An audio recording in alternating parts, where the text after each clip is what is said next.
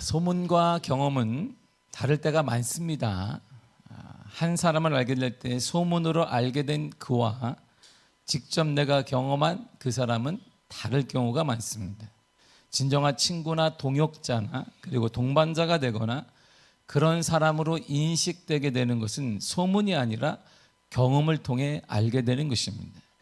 제가 4월 초에 미국에 다녀왔는데 뉴저지에 있는 교회에서 예배를 인도하고 장로 임직식에 참여했습니다. 그런데 그곳에서 1시간 30분 정도 떨어진 곳에 필라델피아가 있는데 큰아이가 거기에 살고 있었습니다. 지금 살고 있어요. 큰아이가 차를 렌트해서 저희 부부에게 왔습니다. 늦은 저녁에 큰아이의 차를 타고 큰아이가 사는 집으로 갔어요. 가깝잖아요. 1시간 반이니까. 한국에 있으면서 늘 걱정을 했습니다. 왜냐하면 이 필라델피아를 한국 신문이나 한국 방송에서 어떻게 보도했냐면 거리에 마약한 사람들이 막 비틀비틀 거리고 그리고 대낮에도 마약하고 쓰러진 사람들만 있는 것으로 방송에 나왔어요. 비틀비틀 거리거나 이렇게, 그러니까 우리가 말하는 TV에 나오면 사람들이 비틀비틀 거리고 누가 지나가도 알지도 못하고 밤에도 그러고 있는 장면이 나왔어요. 그래서 늘 전화하면서 제가 밤에는 돌아다니면 안 된다. 큰아이한테 제가 하는 얘기. 지나갈 때 누가 말을 걸어도 말도 쳐다보면 안 된다. 기차역까지 10분 정도 걸어서 기차를 타고 뉴욕으로 출근을 하는데 앞만 보고 다녀야 된다. 옆에 보면 안 돼. 괜히 째려봤다가 그 사람이 침 흘리면 쫓아오면 안 되니까 앞만 봐야 한다. 그리고 제 막내가 짧게 미국이 방학을 3, 4일 일주일씩 하기 때문에 그때가 되면 큰언니 집에 간단 말이에요. 영상통화하면 절대 똑같이 말합니다. 절대 집 밖에 나가지 마라. 언니가 출근하게 되면 그 안에서만 계속 있어라. 잠자고 1층에 가서 공부하고 거기 헬스클럽에 가서 운동하고 집 밖에 나가면 안 돼. 너 잡아간다. 마약한 사람 얼마나 많은데 절대 그러면 안 된다라고 했어요. 근데 큰아이의 그날 밤에 큰아이의 차를 타고 늘 걱정했던 필라델피아 도착했어요. 밤이니까 잘 모르잖아요. 그리고 이제 일단 잤습니다. 너무 시차가 맞지 않아서. 그리고 자면 새벽 2시에 깨요. 이게 시차 때문에 눈이 딱 떠져요. 새벽 2시에 깨었는데 가만히 있어야 돼요. 큰아이가 자야 되니까. 그래서 눈을 딱 떠지면 되면 저희 아내도 깨어있어요. 둘이 깨어있는데 움직이면 안 된단 말이에요. 큰아이가 피곤하면 안 되잖아요. 묵묵히 조용히 묵상하며 몇 시간 동안 해가 뜨기를 간절히 바라며 기다리는 겁니다. 그 큰아이가 사는 집에 문을 딱 열면 방이 딱 하나예요. 공부하는 방이기도 하고 밥 먹는 방이기도 하고 거기에는 교재방이기도 하고 딸랑 하나가 있어요. 이게 룸이 문이 있는 게 아니라 들어가면 그거 하나입니다. 아무튼 긴 밤이 전에 아침이 되었어요. 제 아내가 큰아이 이제 곧 하루밖에 못 있으니까 아침 식사라도 해줘야 한다면 냉장고를 뒤져서 어떻게 해서 아침을 준비해 주었고 식사 후에 큰아이가 출근했습니다. 그리고 저와 아내는 이제 우리가 여기 왔으니까 돌아다녀야 되겠다. 여기 만반의 준비를 했어요. 나갈 때는 째려보면 절대 쳐다보면 안 된다. 막 뛰어다녀 앞만 보고 가야 된다. 그래서 제가 찾아가지고 어디에 갈 거를 거기 구글 지도에서 찾은 다음에 그래 여기를 찾아가 보자. 그리고 이 마약 먹고 비틀비틀할 사람들이 질비한 무서운 거리를 조금씩 염탐하기 시작했습니다. 근데 깜짝 놀랐어요. 큰아이가 사는 집이 16층짜리 원룸집인데 새로 지었어요. 그런데 그 앞에 큰 경찰서가 바로 떡하니 있는 거예요. 그리고 경찰서 맞은편에 큰 대학이 있어요. 좀만 더 가면 유펜이라는 명문 대학이 또한 있습니다. 숙소를 중심으로 10분만 걸어가면 미국의 동서와 남북을 잇는 기차인 암트랙이 있어요. 기차역이 있습니다. 옆으로 조금만 가면 시청이 있는데 거기 사람들이 관광을 오는 거예요. 미국 사람들이. 그리고 서울에서도 보기 힘든 깜짝 놀라서 고층 빌딩이 막 곳곳에 서 있어요. 그걸 지나가는 거예요. 내가 서울에서 못 봤는데 미아동에서 볼 수도 없고 테헤란에서 볼 수 없는 그 빽빽한 거리를 저희들이 걷고 있는 거예요. 아내가 저는 용기를 내서 큰아이가 퇴근할 때까지 이것저것을 돌아다녔습니다. 그 하루에 2만 걸음을 넘게 걸었어요. 계속 걸었으니까. 그리고 큰아이가 살고 있는 곳에서 밤낮으로 마약하며 비틀거리는 사람들을 한 사람도 보지 못했어요. 이게 우리는 밖에 나가서 그렇게 그래서 먹고 싶었던 늘상 미국식 오믈렛이 있어요. 그래 프렌토스트가 있습니다. 그걸 시켜서 이게 막 주문해가지고 둘이 앉아가지고 뭐 달라 이거 이렇게 해달라 이건 구워달라 뭐 달라 해서 딱 먹는데 이야 먹어본 사람만 아는 제가 10여 년 동안 먹었던 그 오믈렛이 딱 이것이구나. 얼마나 맛있는지 몰라. 그리고 잠시 치폴레 가서 제가 간식으로 타코를 먹는데 타코가 제 팔뚝보다 커. 팔뚝보다 정말 커. 타코가 이거 추가해달라 이거 넣어라 빼라 막 했더니 타코가 심하게 말하면 우리 하준이 머리만한 게 타코 이렇게 나왔어요. 그리고 안정된 마음으로 일찍 퇴근한 큰아이와 함께 기차역에 가서 드디어 난생 처음으로 암트랙을 타고 원래 목적지는 뉴욕과 뉴저지로 돌아왔습니다. 지금도 마음이 놓여요. 제가 한국에서 들었던 것과 막상 직접 가서 본 것도 큰 차이가 있었습니다. 보통 차이가 아니에요. 이래서 막내가 언니 집에 오면 밖에 나가 사진을 찍어서 보냈구나. 깜깜한데 지네들이 왜 나갔어? 혼내고 막 그랬는데 이런 것이구나. 큰 경찰서가 있으니까 뭐 너무 안전한 거예요. 대도시를 중심으로 있으니까 거기에 있을 게 없는 거예요. 그런 사람들이. 이 사람 들은 것과 본 것은 차이가 많습니다. 예수님의 부활이 바로 그런 거예요. 예수님의 부활에서 가장 먼저 고려되어야 되고 인식되어야 하는 것은 좋은 이야기냐 그게 아니라 역사적 사실이냐 아니냐가 중요한 것이다 이런 말입니다. 그러면서 예수님의 부활은 역사적 사건이자 사실입니다. 제 아들과 많은 사람들이 예수님의 부활을 목격했습니다. 누가복음 24장 1절에서 3절까지 보겠습니다. 시작. 안식 후 첫날 새벽에 이 여자들이 그 준비한 향품을 가지고 무덤에 가서 둘이 무덤에서 올려온 것을 보고 들어가니 주 예수의 시체가 보이지 아니하더라. 아멘. 예수님께서 죽으시기 전에도 늘 따르고 신뢰하며 사모했던 여인들은 예수님의 무덤이 그것을 갔더니 열려진 것을 보고 깜짝 놀랐습니다. 그리고 예수님의 무덤을 가는 거 예수님의 시체가 없는 거예요. 누군가 그분의 시체를 훔쳐간 것을 생각했습니다. 큰일 난 겁니다. 시체까지 도둑질을 하다니. 이때 여인들 앞에 두 천사가 나타나서 왜 살아있는 자를 죽은 자 가운데 찾느냐라고 그에게 말했습니다. 그리고는 예수님께서 살아계실 때 말씀하신 것을 기억해라 이렇게 천사가 말하는 거예요. 예수님이 살아계실 때 너희들에게 말한 건 뭔지 기억해야 되지 않니? 이렇게 물었습니다. 그러니까 그 내용이 바로 누가복음 9장 22절입니다. 시작. 인자가 많은 고난을 받고 장로들과 대제사장들과 서기관들에게 버림받아 죽임을 당하고 제3일에 살아나야 하리라. 아멘. 자, 죽게 될 거나 3일 만에 살아난다. 이 얘기를 예수님이 계속 했습니다. 나는 살아나게 될 거야. 나는 살아나게 될 거야. 그런데 이 죽음의 문제 앞에 깜빡 잊어버린 것입니다. 이에 여인들이 기쁨으로 달려가 이 부활의 소식을 제자들에게 전했습니다. 예수님이 살아났습니다. 우리에게 말했던 중에서 예수님이 살아났습니다. 그런데 뜻밖의 반응이 돌아왔어요. 누가복음 24장 11절의 쉬운 성경을 읽겠습니다. 시작. 하지만 그들은 이 말을 허튼 소리로 듣고 여자들의 말을 믿으려 하지 않았습니다. 허튼 소리 하지 마라. 정신 나간 소리 하지 마. 이렇게 물었습니다. 이렇게 말했습니다. 여인들을 통해 부활의 소식을 들었던 제자들은 믿으려 하지 않았습니다. 분명 예수님께서 죽은 지 3일 만에 부활할 것이라고 이미 말씀하셨지만 그 말씀과 약속은 잊은 지 오래되었다 이런 말입니다. 그렇다면 이처럼 의심 많은 제자들은 예수님의 부활을 언제 믿게 되었을까요? 누가복음 24장 36절을 보겠습니다. 시작. 예수께서 친히 그들 가운데 서서 이르시되 너희에게 평강이 있을지어다. 아멘. 부활하신 예수님이 직접 그들에게 나타났습니다. 너희에게 평강이 있을 것이다. 두려워하지도 마라. 나 팔았던 것 때문에 두려워하지 마라. 나 함부로 한 것 때문에 두려워하지 마라. 내가 부활했다라고 얘기했습니다. 그런데 그 증거를 확실히 보았음에도 불구하고 그들은 믿지 않았습니다. 유령, 고스트야, 고스트. 유령인가 보다. 유령이 아니고서 어떻게 저렇게 살아날 수 있지? 우리가 이제 보약을 먹을 때가 됐나 보다.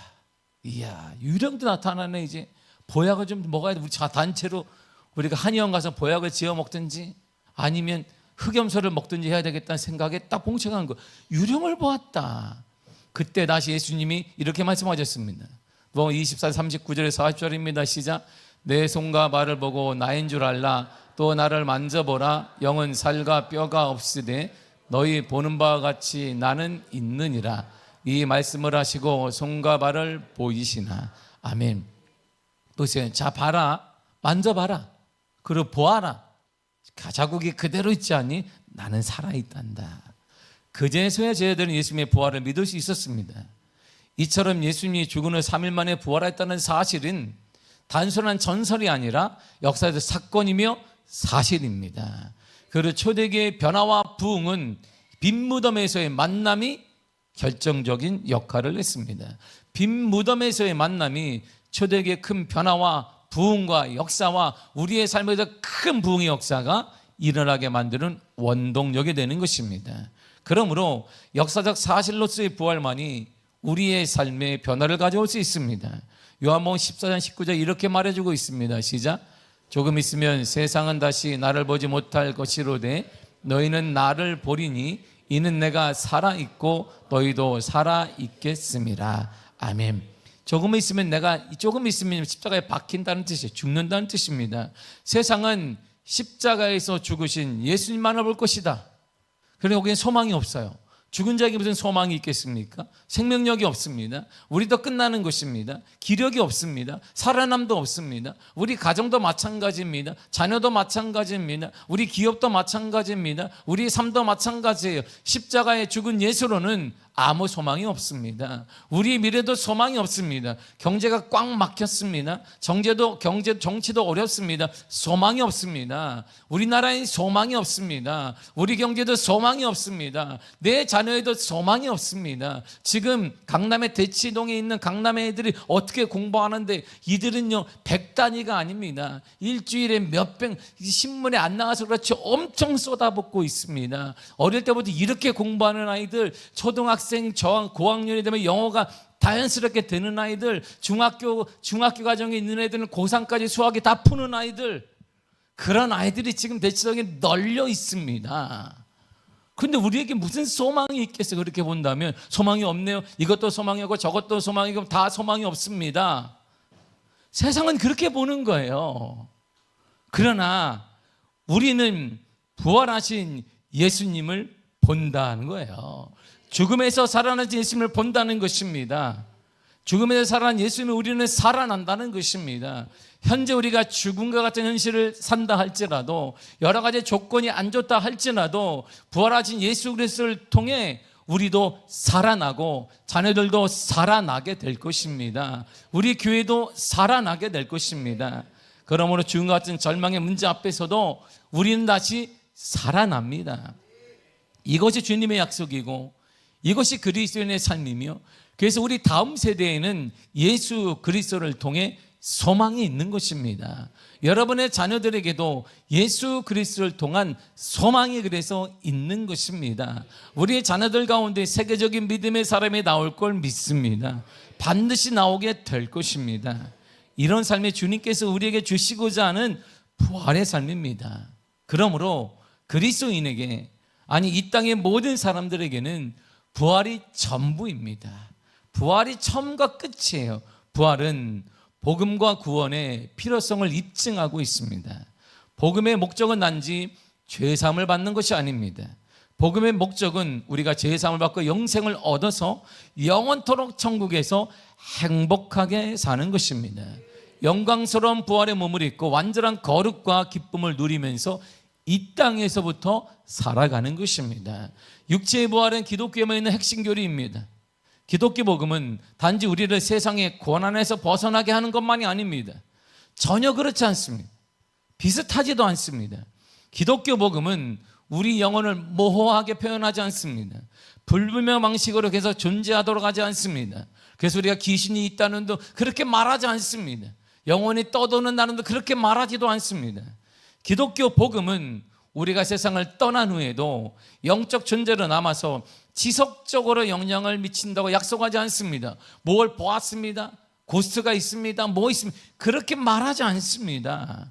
기독교의 복음은 예수님이 어떤 영향력이나 영적인 형태로만 존재한다고 말하는 것도 아닙니다. 기독교의 메시지는 예수 그리스도께서 영광스러운 몸으로 죽은 자 가운데서 다시 살아나셨다라고 말합니다. 모든 죄악과 죽음에서 벗어난 몸으로 그분은 다시 살아나셨습니다. 그리고 우리도 언젠가 영광스러운 예수님의 부활의 몸과 같은 몸을 입고 영원히 살게 될 것입니다. 이것이 바로 기독교가 전하는 메시지고 초대교회의 복음은 이거 하나였습니다. 당신을 위해 주님이 돌아가셨습니다. 그분이 다시 살아나셨습니다. 당신도 예수 그리스도를 믿으면 살아나게 될 것입니다. 부활의 영광을 누리게 될 것입니다. 여러분, 이게 초대교회의 복음이었고 이것이 부활의 소망이었고 이 메시지였고 이 메시지를 통해 사도들은 전했고 이 메시지를 듣는 자마다 사람들이 죽게 돌아가는 역사가 일어났습니다. 어떻게 일어납니까? 주님께서 역사하여 주신 것입니다. 세상의 다른 종교에는 이런 메시지가 없습니다. 세상의 어떤 종교에도 절대 이런 메시지는 없습니다. 불교에도 없습니다. 힌두교에도 없습니다. 이 세상의 어떤 종교에도 이런 메시지는 없습니다. 기껏 있다면 어떤 형태로 반복해서 다시 태어난다는 윤회 사상만 있을 뿐입니다. 그러나 기독교는 육체의 부활을 가르치고 믿습니다. 그리고 이것이 바로 구원의 목적입니다. 구원받은 우리가 영광된 부활의 몸을 입고 영광을 받은 예수님과 함께 영원히 살게 될 것입니다. 그리고 기쁨과 평강 가운데 예수님을 섬기고 경배하며 살게 될 것입니다. 기독교는 육체의 부활을 약속하고 있습니다. 감사하게도 우리의 몸은 완전히 달라질 것입니다. 부활의 몸은 영원히 지속될 것입니다. 그러나 죄나 악은 전혀 없습니다. 불완전한 것이라고는 아무것도 없는 완전하고 영광스러운 형태의 육체가 될 것입니다. 그런 몸이가 예수님의 영광스러운 부활의 몸이에요. 예수님의 부활하신 몸은 못 본 게 아니에요. 곧처럼 나타난 게 아닙니다. 유령처럼 희미한 게 아니었습니다. 부활한 예수님 몸은 모든 사람들이 보았습니다. 만졌습니다. 흉터도 있었습니다. 부활의 몸으로 예수님은 음식도 먹었습니다. 거르셨고 말씀하셨고 생각하셨고 들으셨습니다. 한마디로 사람들에게 익숙한 방식으로 행동하셨습니다. 39절을 읽도록 하겠습니다. 시작. 내 손과 43절을 읽겠습니다. 시작. 발을 보고 나인 줄 알라. 또 나를 만져보라. 39절 올려요. 올려. 시작. 내 손과 발을 보고 나인 줄 알라. 또 나를 만져보라. 영은 살과 뼈가 없으되 너희 보는 바와 같이 나는 있느니라. 아멘. 손과 발을 보고 알아라. 바로 십자가에 못 박힌 손, 가시게 뚫린 손을 보라는 것입니다. 43절에 이렇게 말하고 있습니다. 시작.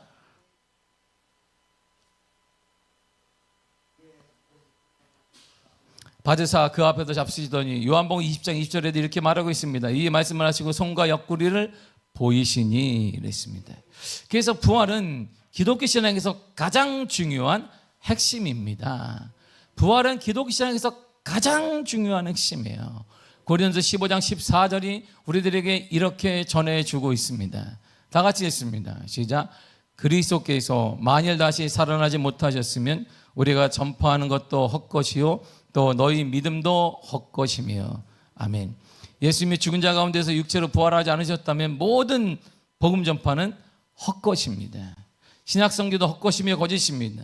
왜냐하면 신약 성경에서 최초로 복음이 전파되었기 때문입니다.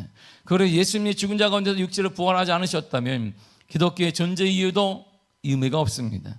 부활이었다면 기독교도 없고 부활이었다면 기독교 자체가 존재할 이유가 없습니다. 이처럼 기독교 신앙의 핵심은 부활입니다. 기독교는 부활의 신앙입니다. 기독교는 부활의 종교입니다. 부활이 없다면 우리 신앙 자체는 헛것입니다. 부활이 없다면 신약 성경을 믿을 이유가 없습니다. 부활이 없다면 우리의 삶의 미래도 존재하지 않는 것이고 소망은 없는 것입니다. 우리의 삶과 삶의 가이드라인도 없어지는 것입니다. 이제 우리는 제멋대로 사는 것입니다. 우리의 감정에 따라, 정치 환경에 따라, 물질에 따라 살게 되는 것입니다. 내 생각대로 살아야 되고 알 수 없는 모든 것에 대한 책임도 내 스스로 져야 하는 것입니다. 그래서 예수님은 이렇게 말씀하셨습니다. 고린도서 15장 20절에 주님이 이렇게 말씀하셨습니다. 이제 그리스도께서 죽은 자 가운데 다시 살아나사 잠자는 자들의 첫 열매가 되셨도다. 아멘. 잠자는 자란 죽은 자를 말합니다. 첫 열매란 하나님께 처음 익은 열매를 바치면 거두어지는 모든 곡식 전부를 바치는 것과 마찬가지입니다. 이처럼 예수님께서 다시 살아나심으로 그를 믿는 모든 백성의 부활도 가능해졌습니다. 예수님은 머리가 되십니다. 우리는 몸입니다. 머리가 부활했다면 몸도 따라서 부활하는 것입니다. 몸된 교회도, 몸된 우리도 부활하는 것입니다. 사복음서에서, 모든 복음서에 부활의 소식은 기록되었습니다. 부활이 사복음서 모두에 기록된 것은 당연한 일입니다. 사복음서 모두에 이 기념비적이고 유례없는 사건, 예수님의 생애에서 가장 중요하고 결정적인 사건인 부활이 기록되어 있습니다. 우리는 십자가에 많은 시간을 쏟아붓습니다. 당연히 그래야 합니다. 하지만 그 십자가의 정당성을 부여하는 것이 부활입니다. 그래서 부활이 사복음서 모두에 기록이 되어 있는 것입니다. 그래서 사도행전은 부활 전파 역사의 기록입니다. 사도행전은 사도들이 행했던 모든 기록은 다른 것이 아닙니다. 사도들이 무엇을 했느냐? 부활한 예수 그리스도를 전한 것입니다. 부활한 예수 그리스도를 전할 때 교회가 모이게 되었고 초대교회가 형성되었으며 부활의 영광과 부흥이 일어나게 되었던 것입니다. 사도들, 선지자들, 전도자들과 사역자들이 예수 그리스도께서 부활했다는 소식을 전했습니다. 예수님이 물리적으로 육체적으로 죽은 자들 가운데 다시 살아나셨다는 사실을 전파한 것입니다. 그랬더니 이 부활의 소식을 들은 사람들이 초라했던 초대교회에 몰려들기 시작했어요. 다시 말하게 되면 부활의 소식을 정확히 믿고 전하게 되면 교회의 환경이 중요한 것이 아니라, 한국교회가 뭐 크든 작든 그것이 중요한 것이 아니라 영혼은 살아나고 죽은 자가 돌아오게 된다, 이런 말입니다. 부흥이 시작됩니다. 사도들, 제자들, 성도들의 사랑이 시작했고 사람들이 예수님을 믿기 시작했습니다. 그래서 부활은 희망인 것입니다. 현재의 고난과 어려움 속에서도 부활의 희망이 우리를 지탱해 주기 때문입니다. 로마서 8장 18절에 주님이 이렇게 말하고 있습니다. 시작. 생각하건대 현재의 고난은 장차 우리에게 나타날 영광과 비교할 수 없도다. 아멘. 현재 어려움이 있습니다. 현재 어려움 다 있습니다. 경제적인 어려움 있습니다. 진로에 대한 어려움 있습니다. 자녀 양육에 대한 어려움 있습니다. 여러 가지 모든 고민 있습니다. 그러나 예수를 믿으면서 우리도 고민하는 것 많습니다. 그러나 분명한 사실은 부활에 누릴 그 영광은 이것과 현재 우리가 고통당하는 것과는 비교할 수 없는 기쁨과 소망과 해결을 주신다, 이런 말입니다. 그러므로 부활의 소망을 바라봐야 하는 것입니다. 부활의 소망은 죽음 위의 생명에 대한 확신을 줄 것이고, 부활의 소망을 통해 죽음과 같은 문제도 회복되어지며 치유되어지며 일어나게 될 것이기 때문입니다. 이제 부활의 희망으로 살아가야 합니다. 부활을 가진 우리는 새로운 삶을 살도록 부름받았습니다.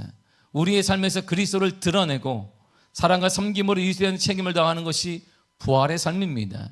그래서 이렇게 말해주고 있습니다. 갈라디아 2장 20절입니다. 시작. 내가 그리스도와 함께 십자가에 못 박혔나니 그런즉 이제는 내가 사는 것이 아니요 오직 내 안에 그리스도께서 사시는 것이라. 이제 내가 육체 가운데 사는 것은 나를 사랑하사 나를 위하여 자기 자신을 버리신 하나님의 아들을 믿는 믿음 안에서 사는 것이라. 아멘. 우리는 죽었습니다. 두려움과 공포와 한계를 가진 우리는 죽었다는 거예요. 너희들은 죽었다. 우리가 뭘 죽었냐? 한계를 가진 우리는 죽었다는 거예요. 두려움 속에 너희들은 죽었다. 문제를 가진 너희들은 죽었다. 진로가 막힌 너희들은 이제 끝났다는 것입니다. 그리고 이제 우리는 그리스도와 함께 부활했다는 것입니다. 부활신앙으로 일어났다는 것입니다. 두려움은 끝나고 한계는 끝나며 회복되어 치유되는 역사가 일어나게 되었다라는 것입니다. 그러므로 여러분들이 일어나 다시 부활신앙을 가지고 여러분들이 그 문제에 부딪혀야 하는 것입니다. 그 문제를 향해 나가야 하는 것입니다. 주님이 도와주실 것입니다. 주님이 길을 열어주실 것입니다. 주님이 인도하여 주실 것입니다. 주님이 여러분들의 자녀들의 미래를 열어주실 것입니다. 그리고 무엇보다 강한 사랑과 섬김을 실천해가며 살아야 합니다. 에베소 2장 10절에 이렇게 말해주고 있습니다. 시작. 우리는 그가 만드신 바라 그리스도 예수 안에서 선한 일을 위하여 지으심을 받은 자니 이 일은 하나님이 전에 예비하사 우리로 그 가운데서 행하게 하려 하심이니라. 아멘. 예수 안에서 선한 일을 위해서 우리를 부활신앙을 주신 것입니다. 그 선한 일은 사랑하는 것입니다. 여러분, 용서하는 것입니다. 세상에 할 수 없는 사랑, 용서하는 것입니다. 그리고 나누는 것입니다. 배워서 남 주는 것입니다. 여러분, 왜 배우느냐? 남 주기 위해서 배우는 거야. 왜 돈 버느냐? 남 주기 위해서 배우는 것입니다. 그래야 하나님 물질도 허락하시며 지혜도 허락하시며 길도 열어 주시는 것입니다. 여러분, 많이 배우고 많이 벌어서 여러분 나누시기를 바랍니다. 그런 목표가 있지 않으면 허락하여 주시는 것입니다. 여러분은 잘 먹고 잘 사는 거 세상 사람 다 할 수 있습니다. 여러분 이름 드러내는 거 지금 정치인들이 다 하고 있습니다. 여러분들이 자녀들에게 물려주고 돈 모으는 거 그거 세상 사람 기업가들이 다 하고 있습니다. 세상이 변화되었습니까? 변화되지 않습니다. 세상은 욕먹고 있습니다. 우리는 달라. 부활신앙을 가지고 우리는 많이 배워야 하고 열심히 살아야 되며 돈도 많이 벌어야 됩니다. 왜? 남들에게 나눠주기 위해서 그럽니다. 그러면 주님이 허락하여 주실 것이 목표가 분명한 마음에 허락하여 주십니다. 목표가 분명한 사람에게 인도하여 주십니다. 물질도 허락하시며 지혜도 허락하시며 미래도 열어주시며 길도 열어주실 것입니다. 이것이 우리가 선한 일을 하는 것이에요. 부활의 신앙을 가지고 이전에 하지 못했던 그 선한 일을 담당하시기를 바랍니다. 사랑하고 용서하고 나누고 옆에 있는 사람을 격려하시기를 바랍니다. 칭찬하시기를 바랍니다. 시기하지 말고 격려하시기를 바랍니다. 이제 우리의 일상 속에서 부활의 증인으로 이제 마지막으로 살아가야 합니다. 공동체와 함께 나는 부활의 기쁨이 우리에게 필요한데 이제 우리는 부활의 소식을 전하십시오. 주님이 여러분과 부활한 그리스도가 여러분과 함께 할 것입니다. 죽음을 이기신 주님이 여러분과 함께 할 것입니다. 여러분의 가정에 함께 할 것입니다. 당신과 함께 할 것입니다. 실패와 아픔과 고통과 눈물이 당신과 예수님이 죽음을 이긴 예수님이 함께 할 것입니다. 당신도 죽음 같은 이 문제를 이겨낼 수 있을 것입니다. 우리에게 맡겼던 그 문제를 해결해 주실 것입니다. 이 부활의 소식이 여러분들의 입을 통해 전해지기를 축복합니다. 여러분들 가정에 부활의 기쁨이 넘쳐나기를 바라고 이 부활의 기쁨이 여러분들의 입을 통해 여러분들의 삶을 통해 증거되어지고 확증되어지고 확장되어지는 놀라운 은혜가 임하기를 간절히 축복합니다. 기도하겠습니다. 하나님 감사합니다.